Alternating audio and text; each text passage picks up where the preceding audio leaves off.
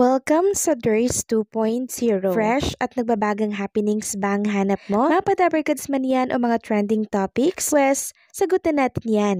Kaya naman isubscribe nyo na ang ating channel para sa mga nagbabagang balita everyday. So, ayun, welcome back again sa ating YouTube channel and ang pag-uusapan natin ay tungkol sa pagdinig ng Senate Blue Ribbon Committee na kung saan ay binanggit nga po doon or pinangalanan yung mga kasabwat or dawit dito sa flood control project. At kabilang na nga po dyan ang asawa ni Maine Mendoza na si Kong Arjo Atayde. At since pumutok nga po ang pangalan nitong si Kong Arjo Atayde, samod-saring pangbabatikos ngayon ang binabato kay Maine Mendoza. Alamin natin ang ilan sa mga depensa po ng mga pinangalanan na dawit sa flood control project. Sabi nga nila laglaga na daw ba?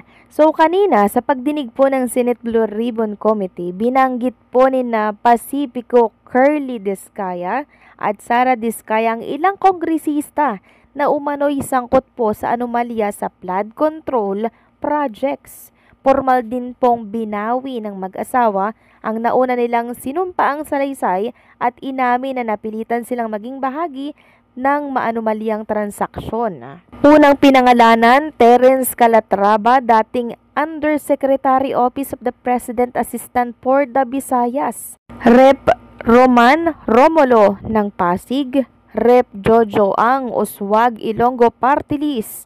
Rep. Patrick Michael Vargas ng Quezon City. Rep. Juan Carlos Arjo Atayde ng Quezon City. Rep. Nicanor Nicky Briones ng Aga Party List. Rep. Marcelino Marcy Teodoro ng Marikina. Rep. Florida Rida Robes, San Jose del Monte, Bulacan. Andyan din si Rep. Eliandro Jesus Madrona, Romlon. Rep. Benjamin Benji Agaraw Jr. at si Rep. Florencio Gabriel Bem Noel Anwaray Party List. At ang sumunod si Rep. Liodi Odi Tariela, Rep. Reynante Reynan Arugansya ng Quezon. Rep. Marvin Rillo ng Quezon City. Rep. Teodorico Teodoro Haresco Jr. ng Aklan.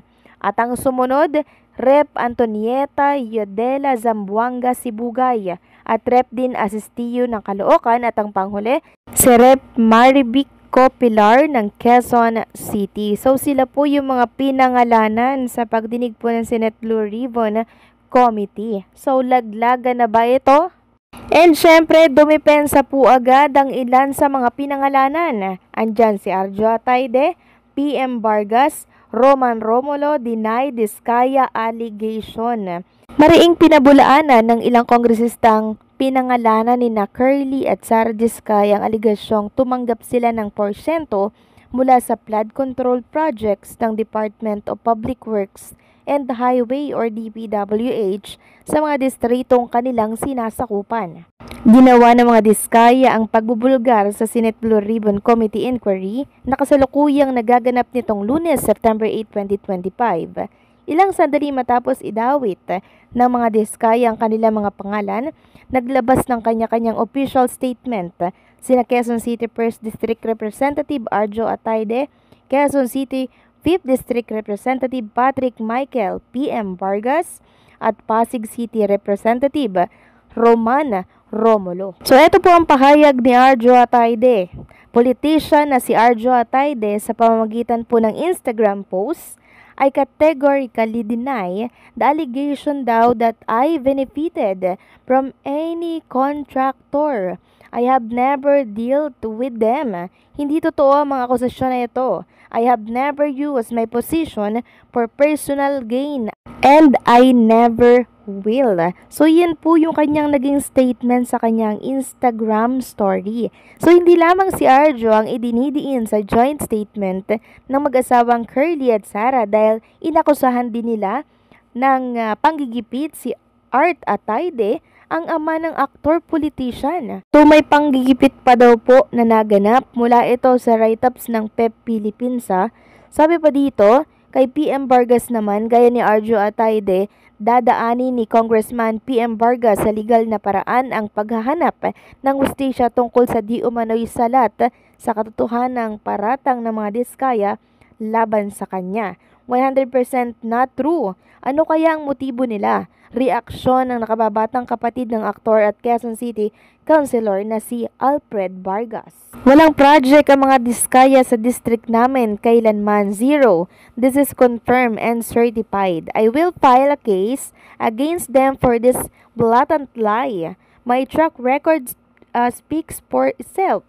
May kutob si PM na may kinalaman sa politika, ang pangdadamay sa kanyang pangalan sa kontrobersyal na isyu ng korupsyon at maanumalyang mga proyekto sa flood control. Roman Romulo, mariinding pinabulaanan ni Pasig City Representative Roman Romulo ang aligasyon ng mga diskaya laban sa kaniya. Pahayag ni Romulo, I strongly deny these malicious and fabricated allegations linking me to anonymous bidding. I was never involved in any bidding nor in selecting contractors for DPWH projects. In this regard, it is quite clear that these accusations are nothing more than an attempt to divert attention, shift blame, and evade accountability for matters properly within the responsibility. Such tactics undermine the integrity of official proceedings and mislead the public with baseless insinuations. I challenge my accusers to present clear and solid evidence. I remain committed to serving Pasig with honesty and integrity, and no amount of black propaganda will stop me from doing my job.